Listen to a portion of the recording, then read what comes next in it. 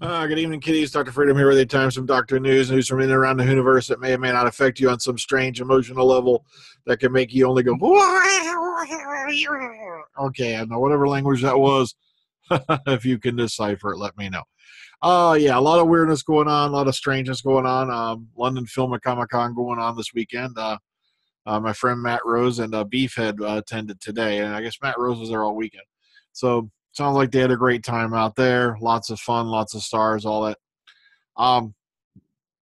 Let's see. Other than that, I've been sitting here watching the corn grow across the street. I'm kind of worried about that little boy that keeps coming out. The one with the funny black hat. Short, dark hair. All right, we won't go into any more description of that kid. I may have to break out something and take care of him later. But I just hope I ain't shooting one of the local Jehovah's Witnesses. But, oh well. Let's get into the news. Let's get into it. No offense to the Jehovah's Witnesses, okay? Don't go crazy. I'm just kidding. There is no kid. Or is there? All right, let's get into the news. Let's get into it. Let's hop on board the Freedom Train as it rides in the daylight. Okay, wait. Okay, first off, before I get this off the damn screen. Moving on. All right. Okay, an unexpected event in the Doctor Who Christmas special left David Bradley and Peter Capaldi almost blubbing. All right, let's scoop down a little bit. Okay. Now, what can it all mean? All right. It apparently involves some unexpected events that took place around them as they were filming, which seems pretty unprecedented in the world of scripted TV. It makes it sound as if they deliberately had a surprise sprung on them. What it might be, who can say, but the fact that the special is likely to end with Capaldi's farewell and regeneration, and perhaps Bradley's as well, means something emotional isn't too much of a surprise, but the fact that they didn't know it was coming certainly is. Now, what does it mean? I'd like to, and please stop me, I don't want to get my hopes up. I'd love it to be Carol Ann Ford. I really would, but I'm not going to say it is because I don't know. That's just a guess. I would love it to be, but you know, look at how well we've done with past companions showing up in very prominent episodes in the last few years. But okay, moving on. Let's go down here. Okay, there's an event towards the end of the Christmas special that happens, and when it happened, we all just did a take, and neither Peter nor I expected it. There was no CGI involved. It was all happening, and we were both almost blubbing by the time that the take ended. I'm not going to say what it was, but it was quite an event, and we weren't prepared for all the things that were going to be going on around us as we were doing our dialogue. And as I say to you, we got quite lumpy. They've kept that out of the trailer, but it takes it all to another dimension. All right, so very interesting there. Also, I found out an interesting bit of news today off DWSR. No, they're not evil.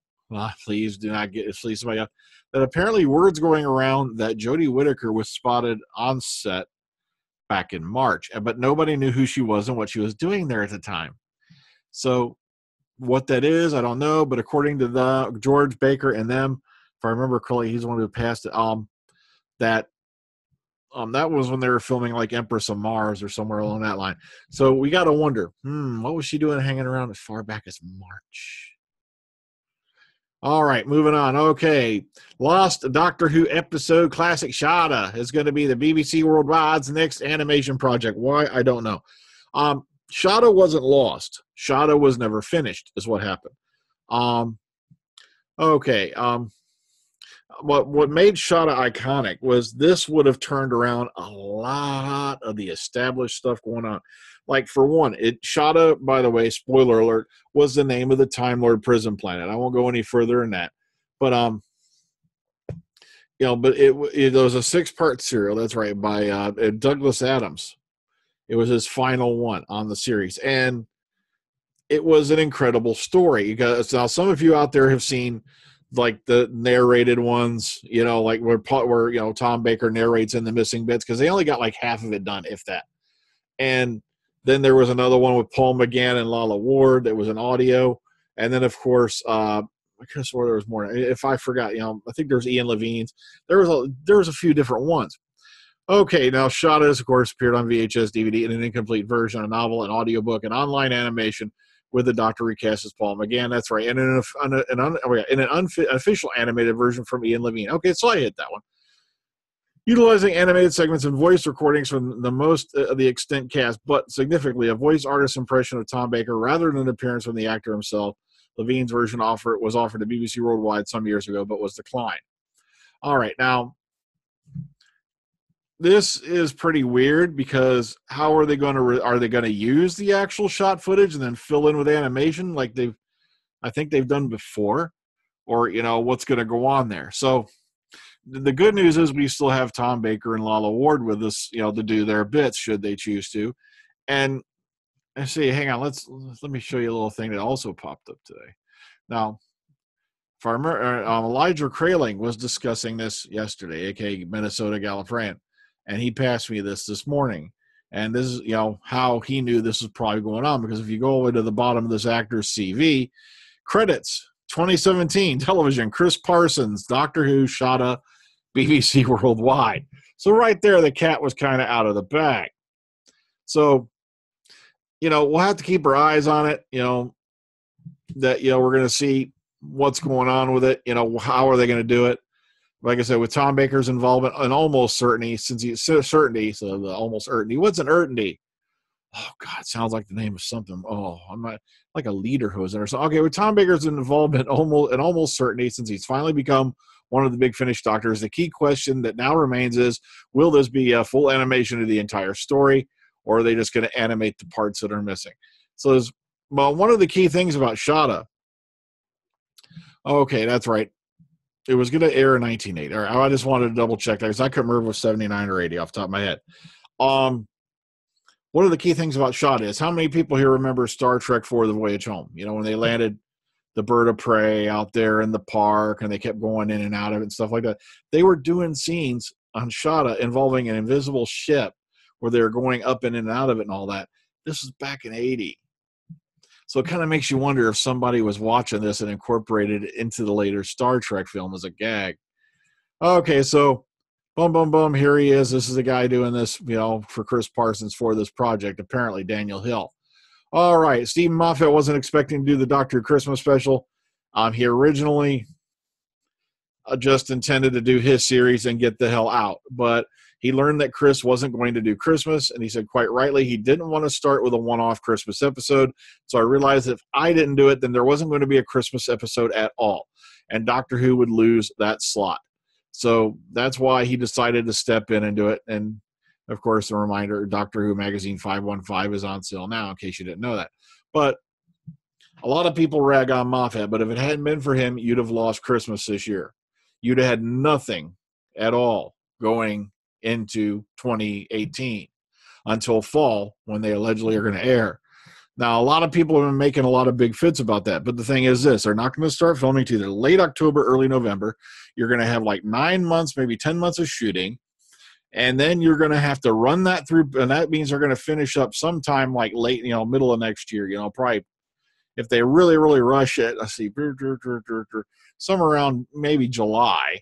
And if they really rush it, they might be able to get done in time to get a trailer out for Comic-Con. And then it's got to go through post-production. It's got to go all that stuff. I'm thinking June, maybe they'll probably have it done. But you got to remember, all this stuff takes time. So a lot of you folks out there going, blah, blah. Also, I noticed somebody complaining about ratings numbers for Series 10. Go back and read what you're talking about before you go running around going, it was the lowest rated series ever. There was a lowest rated episode, but go look at what it was up against, you moron. I hate to call people names, but come on. Before you go out spouting numbers and shouting the doom and gloom, cannon, firing it off into the thing. No, the doom and gloom trumpet, sorry. Where you start blowing the doom and gloom trumpet, go look at what the hell you're talking about first. Really? All right.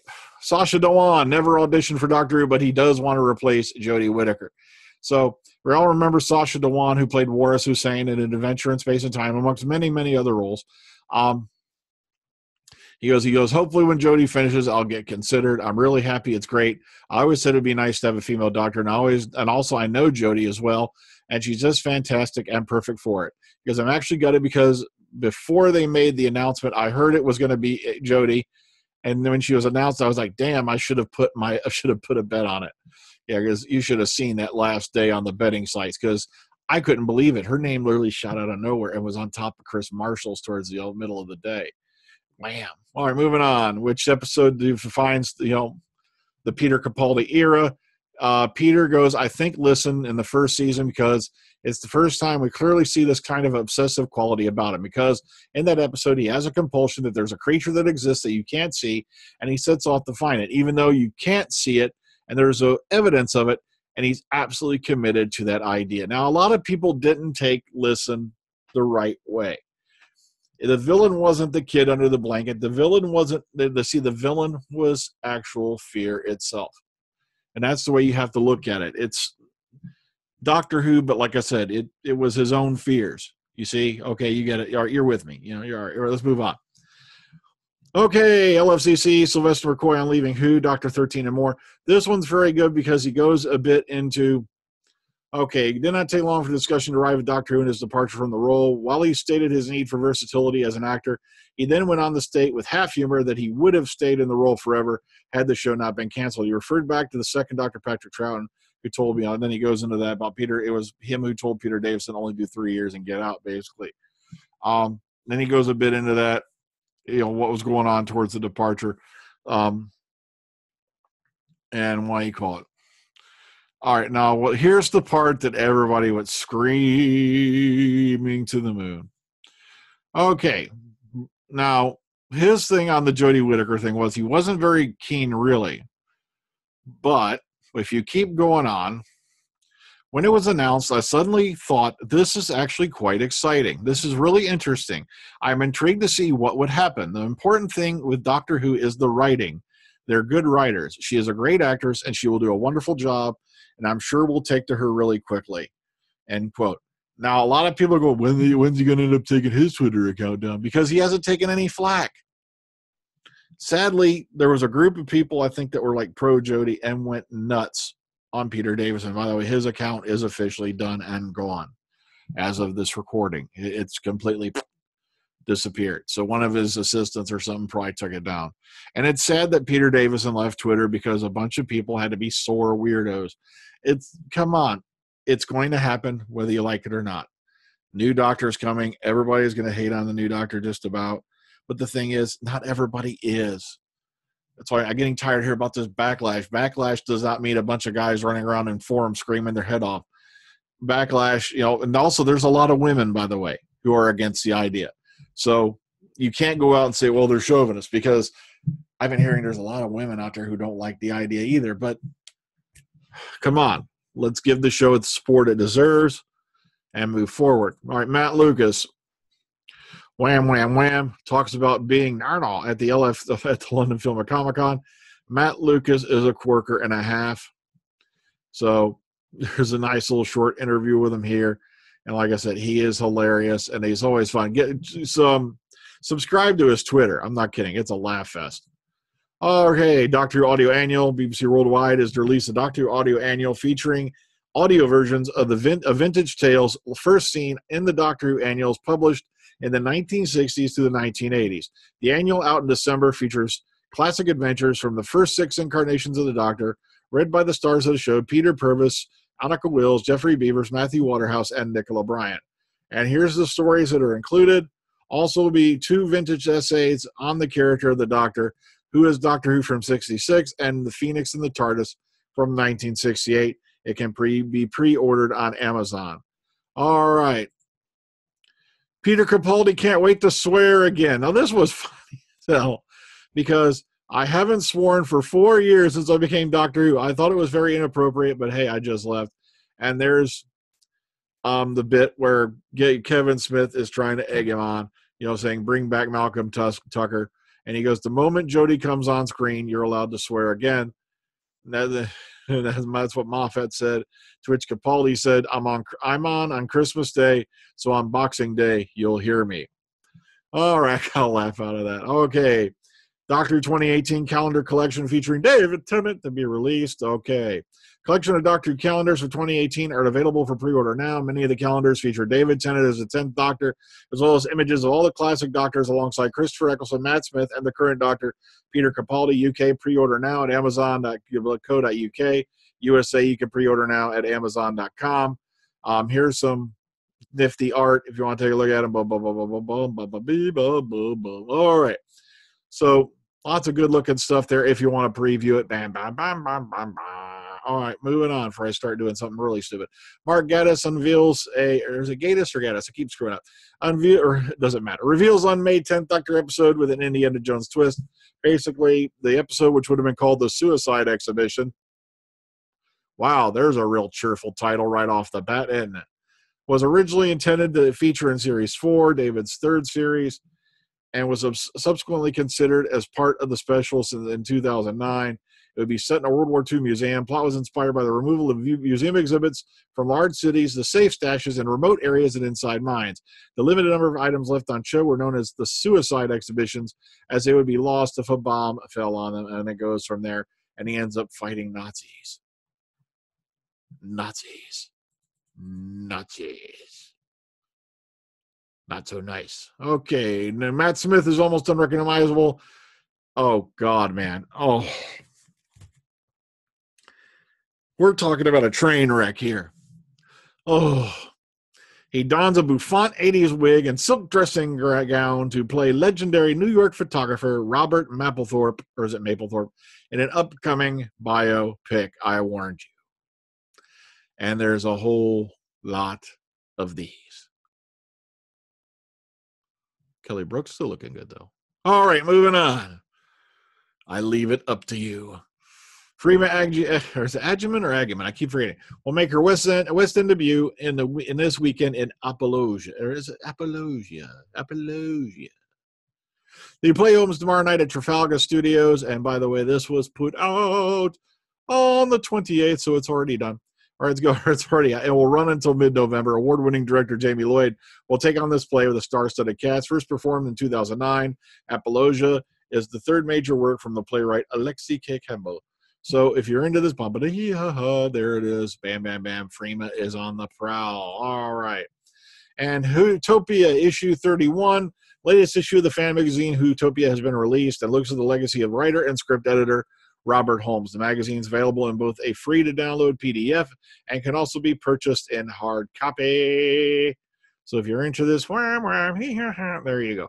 Why am I coming up with all these stinking, silly songs? I have no idea. Let's go mine some crack. No. Drugs are bad. They meant crack in the earth, okay? You know, not, well, they're rocks, but not. Oh. Hooey, I'm getting on out of here. That was like taking a big poop, wasn't it? Oh, lots of stuff backed up over the last couple of days. I'm happy to announce as of this afternoon, the script for Death Moon 12, the final chapter for that particular adventure, is written. But it has to, I just got to go through, polish it up, proofread it. But the first draft is done. Oh man, that's like taking a big poop. I'm not kidding. Sometimes you get into a story, but at the same time, those two words that you want to see so much, when they appear on the screen, you're like joyous. But sure, you're a bit sad because the story's over, but damn, the hard work's done. And those two words are the end. Okay, so take it easy, folks. Oh, that's right. We pushed back Guardians of the Galaxy Volume 2 for the Omega Files to this coming Saturday because we had some folks who were tied up for this weekend between cons, events, sporting events, and things like that. So we'll be talking about Guardians of the Galaxy Volume 2 on the Omega Files next Saturday. Okay, so take care, everybody. Have a good one. See y'all later. Ta-ta. Enjoy the weather.